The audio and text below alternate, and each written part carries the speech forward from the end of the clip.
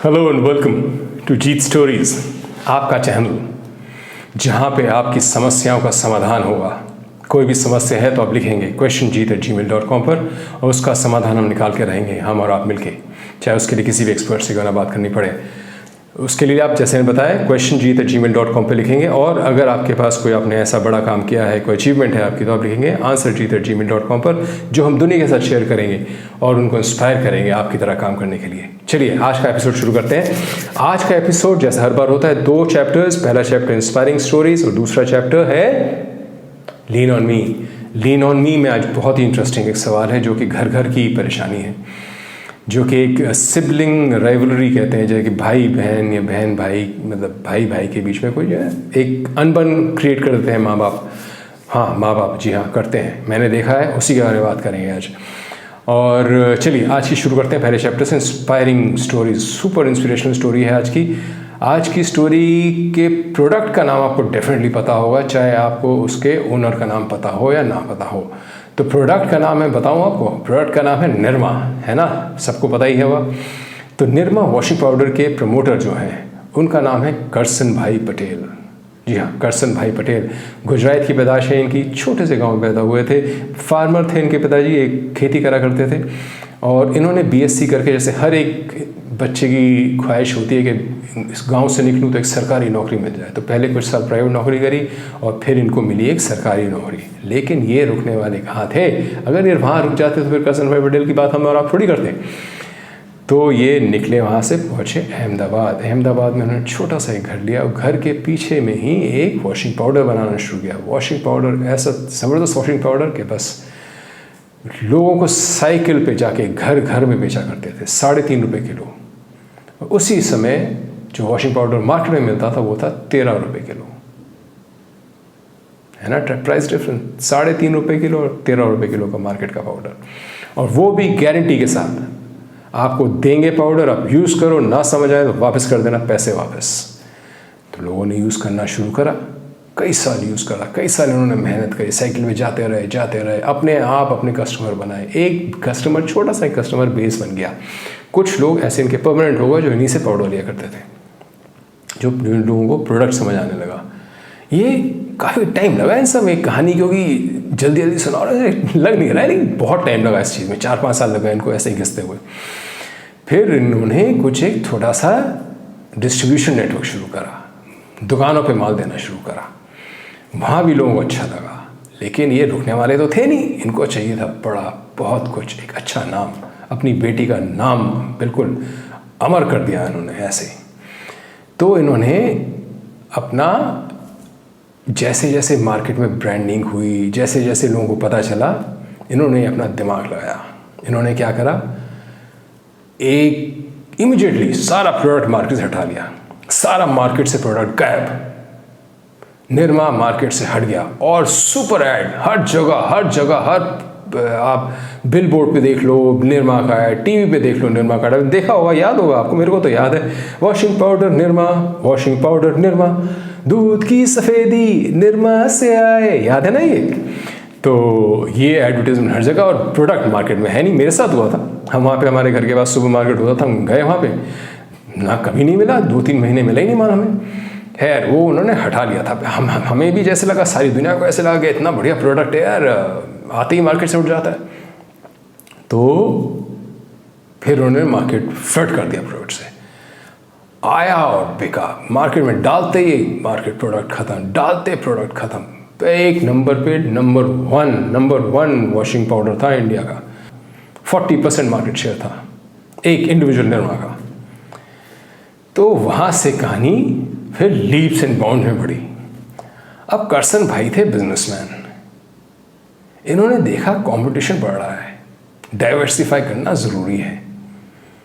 देखा उन्होंने बढ़िया अच्छे क्वालिटी के पाउडर आ रहे हैं एक रीजनेबल रेट पे, जिस रेट पे वो बेच रहे थे उसके लगभग। तो उनको लगा कंपटीशन तो आ रहा है, अब हमें कुछ करना चाहिए। इन्होंने 1995 में एजुकेशन में घुस गए। अब मैं बताता हूँ उनके लिस्ट ऑफ इंस्टीट्यूट्स और कब कब खोले। 1995 में इन्होंने खोला निरमा इंस्टीट्यूट ऑफ टेक्नोलॉजी के नाम से। दूसरा education institute Nirma university of science and technology 2003, Nirma labs education, ये था जो नए लोग अपना धंधा शुरू करना चाहते हैं उनको ट्रेन करना। 2004 में आप जानते हैं इनकी नेटवर्थ क्या थी 2020 में? गैस करिए, $4 बिलियन इनकी नेटवर्थ थी। पद्मश्री से सम्मानित किया गया इनको for his good work industry में और सोसाइटी के लिए जो उन्होंने अच्छा काम किया था, उसके लिए इनको पद्मश्री से सम्मानित किया गया 2010 में। और 2019 में इनकी रैंकिंग 30वें नंबर पे, 30th richest man in the country. आप समझ रहे हैं? बैकग्राउंड देखा है आपने इनका? कहाँ से शुरू किया था उन्होंने? किसान का बेटा जो बीएससी करके एक सरकारी नौकरी में लग गया था, उन्होंने हटे वहाँ से, निकले वहाँ से, तोड़ा उस जंजीर को और इतने बड़े आदमी बन गए आज। बड़े वैसे पैसे में भी और ओहदे में भी अच्छा काम कर रहे हैं, लोगों को पढ़ा रहे हैं, लोगों को एंटरप्रेन्योर, एक बिजनेसमैन बनने में हेल्प कर रहे हैं। ये कहानी दिमाग में रखिएगा हमेशा, ये कहानी जीने की कोशिश करिएगा। हर कहानी में मैं इसलिए कहता हूँ कैरेक्टर बनो, उस कहानी का किरदार बनो, क्योंकि आप जियोगे उस कहानी को तभी आपके दिमाग में रहेगी वो कहानी, नहीं तो आप भूल जाओगे उस कहानी को। एक बार फिर सुनना है इस कहानी को पूरी। चलिए आज के दूसरे चैप्टर में चलते हैं, लीन ऑन मी। ये एक बहुत ही कॉमन इशू है, होगा मेरे ख्याल से, और कई सारे मेरे पास मेल आए, तो उसमें से वैसी एक मेल जो सबसे उसी से रिलेटेड है वो उठाई है एक हमने। आइए पढ़ते हैं क्या कहते हैं। ये कहते हैं, दिल्ली से लिख रहे हैं ये कहते हैं, we are 2 brothers. The younger one lives on his own and is doing well financially, though doesn't care so much about my parents, while I take care and try to do my best for them. But my parents share and trust him more. At times I feel I haven't been good enough. Now is it too late? तो ये कह रहे हैं कि भाई हम 2 भाई हैं, छोटा भाई अलग रहता है, पेरेंट्स का ज़्यादा ध्यान नहीं रखता है, दूर से ही फ़ोन पे जो बात कर लेता है। मैं उन पेरेंट्स के साथ रहता हूँ और उनका बहुत ध्यान भी रखता हूँ। ऐसा ही कहना है कि ऐसा ही कहते हैं, लेकिन वो फाइनेंशियली, यानी कि उसकी शायद सैलरी या जो भी काम कर रहा है, ये नहीं लिखा उन्होंने, जो भी काम कर रहे हैं वो पैसा उसके पास काफ़ी है, अच्छा पैसा है। तो पेरेंट्स हमेशा उससे बात ज़्यादा करते हैं, उससे शेयर करते हैं चीज़ें, मेरे से नहीं करते। तो क्या मैं गलत हूँ? तो आइए देखते हैं। इस पर मैंने बड़ी रिसर्च करी है यार, क्योंकि इतनी सारी क्वेरीज आ रही थी, इस पर मैंने बड़ी रिसर्च करी। तो आपको मैं बताता रहता हूँ। सबसे पहली बात तो आपको जान के अचंभा होगा कि विश्व में ये बड़ी ही कॉमन प्रॉब्लम है, sibling rivalry. Duke university, Hopkin university और मैरीलैंड यूनिवर्सिटी, जो यूएस की टॉप 3 रिसर्च यूनिवर्सिटीज़ हैं, इन्होंने स्टडी करी है जिसमें ये प्रूव करा गया है कि पेरेंट्स बड़े बच्चे को छोटे बच्चे से ज़्यादा डांटा करते हैं या ज़्यादा कठोर होते हैं उनके साथ। इनके कई कारण हैं। इसलिए होता है ये क्योंकि पेरेंट्स चाहते हैं कि जो जब तक बड़ा है तब तक तो ठीक है, तब तो उसको लाड दुलार सब कुछ होता है। जब छोटा आ जाता है ना, दूसरा बच्चा होता है, बेटा बेटी जो भी है, तो पेरेंट्स चाहते हैं कि ये बड़ा वाला इसके लिए, छोटे वाले के लिए एग्जाम्पल सेट करे। तो उसके लिए हर चीज़ के लिए, कोई भी वो काम करे उसको डांटा जाता है, उसको हर चीज़ में टोका जाता है, कभी कभी फिजिकल अब्यूज़ यानी मारा भी जाता है। ये सब भी करा जाता है बड़े के साथ। और ये वर्ल्ड स्टडी है, ये जो बता रहे हैं, जो मैं आपको बता रहा हूँ। इस स्टडी में देखा गया कि अगर बड़ा गलती करता है तो उसे पेरेंट्स सख्ती से पेश आते हैं, अगर छोटा भाई गलती करे तो इतनी सख्त नहीं रहते पेरेंट्स। तो इसका समाधान क्या है? क्या हर चीज़ का समाधान होता है? वैसे इसका भी वही समाधान है। इसका समाधान है बात करो अपने पेरेंट्स से, टॉक टू देम। ऐसे समय में बात करो जब वो एट कंफर्ट हो, किसी तरह के स्ट्रेस में ना हो, आराम से बैठे हो, टीवी देख रहे हो या कुछ बात कर रहे हो आपसे, तब आप इस बात को छेड़ो। चांसेस ज़्यादा हैं कि वो आपकी बात को समझने की कोशिश करेंगे। अगर वो ना माने कि भाई ऐसा हो रहा है, तो उनको एग्जाम्पल दो, उनको एक बताओ कि देखो उस दिन आपने ऐसा करा था वो मुझे, और उनको बताओ, अपनी फीलिंग्स शेयर करो कि भाई आपने उस दिन ये कहा था जो गलत था और मुझे अच्छा नहीं लगा। साफ बात करो यार, ठीक है। अगर पेरेंट्स को गुस्सा आने लगे तो शायद आपको बैक स्टेप कर जाना चाहिए, यानी कि पीछे हट जाना चाहिए कदम, कभी और इस बात को कर लेना, लेकिन उस वक्त हट जाओ। क्योंकि क्या होता है, जब गुस्से में आ जाते हैं ना पेरेंट्स, तो फिर गुस्से में पेरेंट्स या कोई भी आ जाए उनको बात समझ में नहीं आती। फिर वो यही लगता है कि आप उसको ब्लेम कर रहे हो। आप पेरेंट्स को ब्लेम नहीं कर रहे हो, आप उनको समझा रहे हो कोई चीज़ जो कि गलत हो रही है। तो ये करो आप। दूसरा, आप ये चीज़ याद रखो कि ये आपके पेरेंट्स को चेंज होना है, आपको नहीं चेंज होना है। आप जो कर रहे हो सही कर रहे हो, जो मुझे समझ आ रहा है जो आपने लिखा है, आप जो कर रहे हो भाई, आप अपने पेरेंट्स की सेवा कर रहे हो, हेल्प कर रहे हो, उनको सही कर रहे हो। लेकिन जो सोसाइटी का नॉर्म है, जो मैं एग्री नहीं करता, लेकिन जो सोसाइटी का नॉर्म है वो ये है कि आप अगर फाइनेंशियली वेल ऑफ हो तो आप सक्सेसफुल हो।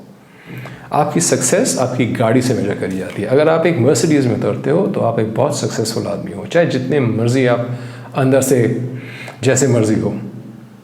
लेकिन आप अगर गाड़ी से, बड़ी गाड़ी से उतरते हो, आप एक सक्सेसफुल आदमी हो। ऐसा सोसाइटी मानती है। हो सकता है आपके पेरेंट्स भी ऐसे ही मानते हो, इसलिए आपके छोटे भाई को ज़्यादा बात की जाती है, उसको ज़्यादा रिस्पेक्ट दी जाती है। अच्छा, अब आप इसको, आपके अंदर तो गुस्सा है तो आप इसको कैसे ठीक करोगे? आप इसको चैनलाइज करो। आप कुछ मेडिटेशन करा करो, एक्सरसाइज करा करो। गुस्से को अंदर मत रहने दो, निकालो। आप पेरेंट्स पे नहीं निकाल सकते, किसी और पे नहीं निकाल सकते, वो गलत हो जाएगा। तो आप चैनलाइज करो उसको मेडिटेशन, ध्यान। यार मैं हमेशा कहता हूँ ध्यान लगाने से अच्छी चीज़ नहीं है कोई।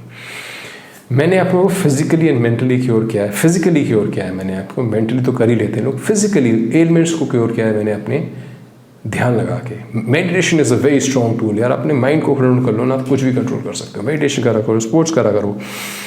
और बाकी ये है कि आप अपने सेल्फ स्टीम को मत गिरने देना, ठीक है। आप, जैसा मैं कह रहा था, ये गलती आपकी नहीं है। आप जो कर रहे हो सही कर रहे हो। आपके पेरेंट्स को बदलना है, उनको समझना है कि ये मेरा बेटा मेरी साथ रहता है, दुख सुख में मेरे साथ रहेगा। उनको एग्जाम्पल दो ना यार। कभी जैसे मान लो कभी उनकी तबीयत खराब हुई हो, कभी हॉस्पिटलाइजेशन हो, या कभी घर पे तबीयत खराब हुई हो, उस वक्त आप उनके साथ खड़े रहे हो कि नहीं खड़े रहे? खड़े रहे होगे ना। चाहे पैसा छोटे वाले ने भेजा हो या जो भी, आप थोड़े छोटे जो भी जिसने भी भेजा हो, लेकिन खड़े तो आप ही रहे थे ना साथ। जो रहता है उनके साथ वही तो खड़ा रहता है। तो ये चीज़ समझाओ उनको और टाइम दो इस चीज़ को। कभी ऐसा हो ना कि ना समझ में आ रही हो चीज़ें, तो मेरे को इन्वॉल्व कर लेकर। क्या होता है कि थर्ड पार्टी के इन्वॉल्वमेंट से ना चीज़ें दूसरे को समझ आ जाती है। क्योंकि ना मैं आपसे नाराज़ हूँ, ना मैं उनसे नाराज़ हूँ, मैं एक न्यूट्रल पार्टी हूँ। ना मैं आपको जानता हूँ, ना मैं उनको जानता हूँ। तो कभी ऐसा हो तो कॉल करना मेरे को। एक कॉल पे ही लाइव शो करेंगे, आपके और आपके पेरेंट्स के साथ बात करेंगे। बहुत लोगों की ये समस्या है, सबकी समस्या समाधान हो जाएगी, है ना। बताना ज़रूर मेरे को क्या होता है, एक बार लिख तो देना ही। I will wait for your reply. That was it sir. तो आज ये था आज का एपिसोड। आप लिखते रहिए। Thank you so much. मैं हर बार कहता हूँ, आप जो लिख रहे हैं, जो मेरे को सवाल पूछ रहे हैं, thank you so much for trusting मी। आप अचीवमेंट भी लिखेंगे तो और अच्छा लगेगा और मज़ा आएगा। ज़रूर प्रेस करिएगा यार, लाइक सब्सक्राइब ज़रूर करना है यार, बड़ा अच्छा लगता है, खुशी मिलती है दिल से। और बाकी मिलते हैं अगले एपिसोड में। जय हो, टिल वी मीट अगेन।